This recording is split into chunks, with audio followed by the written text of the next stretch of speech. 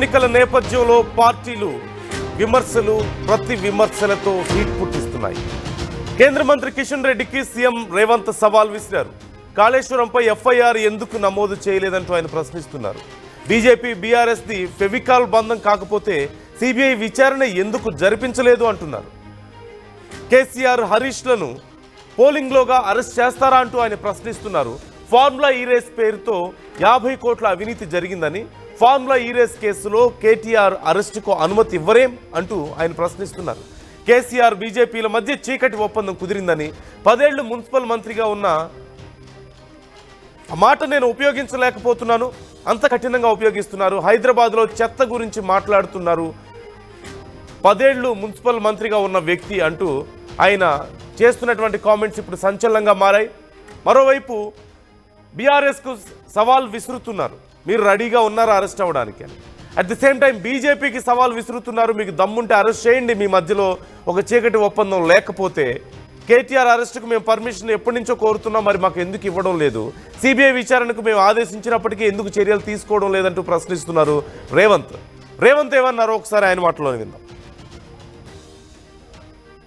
బీజేపీకి ఇచ్చారు 2014, 2019, 2023 3 సార్లు బీజేపీ ఎంపీని గెలిపించారు.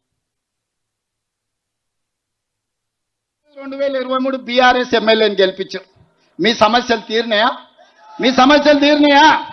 ఇవాళ కేటీఆర్ గల్లీలోకి వచ్చి అయ్యో పాడు ఇక్కడ మట్టి ఉన్నది, అయ్యో ఇక్కడ చెత్త ఉన్నది అని అంటున్నారు. ఆ చెత్త నా కొడుకే మున్సిపల్ మంత్రి ఉన్నాడు కదా 10 ఏళ్ళు. ఈ చెత్త పెరగడానికి, ఈ మోరీలు నిండడానికి, ఇవన్నీ సర్వ దరిద్రాలకు, సర్వ రోగాలకు కారణం వాడే కాదా? ఆ మున్సిపల్ చెత్తకుని కాడ కట్టేయండి ఒక రోజు, అప్పుడు తెలుస్తుంది. 10 ఏళ్ళు మంత్రిగా ఉండి బలిచి బెంచ్ కార్లలో తిరిగిండు. ఇవాళ బెంచ్ కారు పంచర్ అయ్యి షెడ్డుకు పోయిందని ఆటోలలో తిరిగి మీ ముందర నటిస్తున్నాడు. 2 బిల్లారంగల ఆటోలలో సందు తిరుగుతారు. ఏ ఇల్లు బాగుందో ఏ రాత్రి దుంకి కొల్లగొడతామో అని. ఏదన్నా వదిలినరా? बार बार मोदी अमित शाह बोल रहे थे कालेश्वरम एटीएम बन गया केसीआर को, 1 लाख करोड़ रुपए खा लिए. बार बार कहा, बयान दिए अमित शाह और नरेंद्र मोदी जी, चलो भाई कार्रवाई किए, मैं पूरा चोर को पकड़ लिए. बीजेपी वाले बोले किशन रेड्डी ये कहा भाई सीबीआई को दे दो, 24 घंटा में हम लोग अंदर डालेंगे केसीआर केटीआर को. मैं दे दिया सीबीआई को. 3 महीने हो जा रहे, 100 दिन कुछ कम खत्म हो रहे, अभी तक एफआईआर तक नहीं बनाया. 1 लाख करोड़ रुपए आम जनता के पूरा लूट किए. उनके खिलाफ हमारे असेंबली में चर्चा करके सबसे पूछकर सीबीआई को मैं दिए केस. 100 दिन हो रहा, आज तक सीबीआई ने क्यों केसीआर के खिलाफ कदम नहीं उठाया, क्यों एफआईआर तक नहीं बनाया? अगर किसी माइनॉरिटी के खिलाफ, किसी कांग्रेस नेता के खिलाफ ऐसे केस आए तो छोड़ते थे क्या? आप लोग सोचो. और फार्मूला ई रेस कारों का कार रेस में 40-50 करोड़ रुपए केटीआर ने लूट लिए. हैदराबाद में कार चलाया, सरकार के पैसे खा लिए. उसका भी कार्रवाई करने के लिए, जेल को बिछाने के लिए, चंचल गुड़ा में खाना खिलाने के लिए गवर्नर का परमिशन जरूरत है. 2 महीने हो जा रहा, मैं गवर्नर को परमिशन पूछकर, तेलंगाना सरकार ने तेलंगाना गवर्नर को केटीआर को अंदर डालने के लिए परमिशन पूछ के 2 महीने हो रहा, आज तक मुझे परमिशन नहीं मिला. हमारे माइनॉरिटी भाइयों से, यहां के नौजवान युवता से मैं एक ही बात पूछना चाहता हूं, 1 लाख करोड़ रुपए लूटे जो केसीआर को सीबीआई क्यों नहीं पकड़ रहा है? मोदी जी क्यों रोक रहे? होम मिनिस्टर अमित शाह क्यों केसीआर को बचा रहे?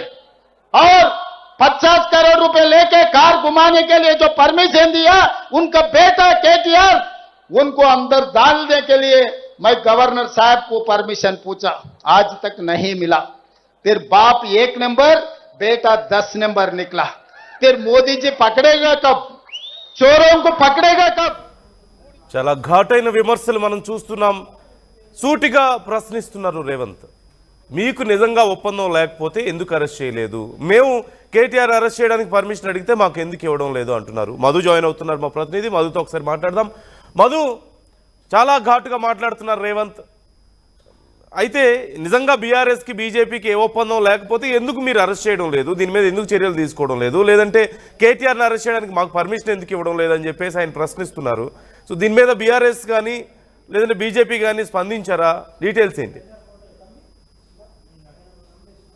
అంటే గతంలో బీజేపీ చేసినటువంటి స్టేట్మెంట్ని ఎన్నికల ప్రచారంలో గుర్తు చేసే ప్రయత్నం చేశారు. యాక్చువల్గా చెప్పాలంటే మనం మొదటి నుంచి చెప్తా ఉన్నాం, జూబ్లీహిల్స్ ఉప ఎన్నికల్లో ఈ ఉప ఎన్నిక వచ్చింది కాబట్టి కాంగ్రెస్ ఒకవేళ అభ్యర్థి గెలిస్తే ఏం చేస్తుంది అనేటువంటిది చెప్పాలి, లేదు బీఆర్ఎస్ గెలిస్తే ఏం పెండింగ్ ఉన్నాయి, ఎట్లా దాన్ని సాల్వ్ చేస్తామనేటువంటిది చెప్పే ప్రయత్నం చేయాలి. కానీ ఇద్దరు పక్కన పెట్టారు అంశాలు, వ్యక్తిగత విమర్శలు చేసుకుంటున్నారు. ముఖ్యమంత్రి డైరెక్ట్గా కేటీఆర్ హరీష్ రావుని టార్గెట్ చేస్తూ ఉంటే ఇటు కేటీఆర్ డైరెక్ట్గా ముఖ్యమంత్రిని కాంగ్రెస్ పార్టీకి సంబంధించిన నాయకులని అక్కడ టార్గెట్ చేస్తూ ఉన్నారు. అక్కడ గ్రౌండ్లో ఉన్న ప్రజల్ని గాలికి వదిలేశారు ఇద్దరిని అనేటువంటి చర్చ కొనసాగుతూ ఉంది క్షేత్రస్థాయిలో. ఇదంతా పక్కన పెడితే ప్రస్తుతం ముఖ్యమంత్రి గతంలో బీజేపీ చేసిన వ్యాఖ్యలు గుర్తు చేస్తూ ఒకవేళ సిబిఐకి అప్పగిస్తే కాళేశ్వరంకి సంబంధించినటువంటి కేసు, ఫోన్ ట్యాపింగ్ కేసు, ఇవన్నీ ఈ 48 గంటల్లో సాల్వ్ చేస్తాము, ఇద్దరిని తండ్రి కొడుకుని ఇద్దరిని అరెస్ట్ చేస్తామనేటువంటి స్టేట్మెంట్లు బీజేపీ నాయకులు చేశారు.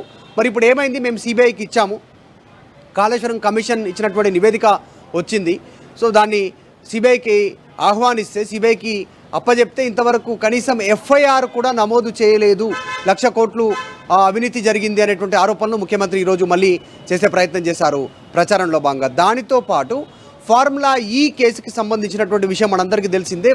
ఫార్ములా ఈ రేస్ జరిగింది నెక్లెస్ రోడ్కు సంబంధించినటువంటి ప్రాంతంలో, ట్యాంక్ బండి ప్రాంతంలో. దాంట్లో 50 కోట్ల అవినీతి జరిగింది అనేటువంటిది ప్రభుత్వం నిర్ధారించింది. దీనికి సంబంధించి అరెస్ట్ కోసం గవర్నర్ దగ్గరికి ఫైల్ పంపితే అనుమతి కోసం ఏసీబీ, దానిపైన ఇంతవరకు అనుమతి ఇవ్వలేదు, గవర్నర్ దగ్గరే ఉండిపోయింది. దానికి సంబంధించినటువంటి ఆ ఫైలు ఎలాంటి క్లారిటీ ఇవ్వట్లేదు, అరెస్ట్ చేయాలా, ఎంక్వైరీ చేయాలా వద్దా అనేటువంటిది ఏసీబీకి అనుమతి ఇవ్వట్లేదు. ఒకవేళ అనుమతిస్తే ఈ పాటికి కేటీఆర్ని అరెస్ట్ చేసే వాళ్ళము. బీజేపీ పైన ఇప్పటికీ చెప్తా ఉన్నటువంటి ప్రకారం కాళేశ్వరంకి సంబంధించిన అంశంలో 48 గంటల సమయంలోనే అరెస్ట్ చేస్తామన్నారు సిబిఐకి ఇస్తే. కాబట్టి మేము ఆల్రెడీ రాష్ట్ర ప్రభుత్వం ఇచ్చి నెల దాటిపోయింది, కనీసం ఎఫ్ఐఆర్ చేయలేదు. రేపు కనీసం 11th ఎలక్షన్స్ రోజు జూబ్లీహిల్స్ ఎన్నికల కంటే ముందైనా అరెస్ట్ చేయండి, కనీసం ఎఫ్ఐఆర్ అయినా నమోదు చేయండి, లేదు అంటే మాత్రం క్షేత్రస్థాయిలో మీ ఇద్దరు ఒకటే అనేటువంటిది ప్రజలు నమ్మాల్సినటువంటి సిచ్యువేషన్ ఉంటుంది. ఇదంతా అంతర్గత ఒప్పందం జరుగుతూ ఉంది. బీఆర్ఎస్ బీజేపీ రెండు ఒకటే. రేపు ఫ్యూచర్లో బీఆర్ఎస్ పార్టీ బీజేపీలో విలీనం అయ్యేటువంటి దానికి మార్గం సుగమమైపోయింది. ఇది నేను చెప్పట్లేదు, వాళ్ళ ఇంటి ఆడబిడ్డ కవిత చెప్తుందంటూ కూడా రేవంత్ రెడ్డి చెప్పే ప్రయత్నం చేశారు. సో ఓవరాల్గా జూబ్లీహిల్స్లో మాటల దాడి పెరుగుతూ ఉంది.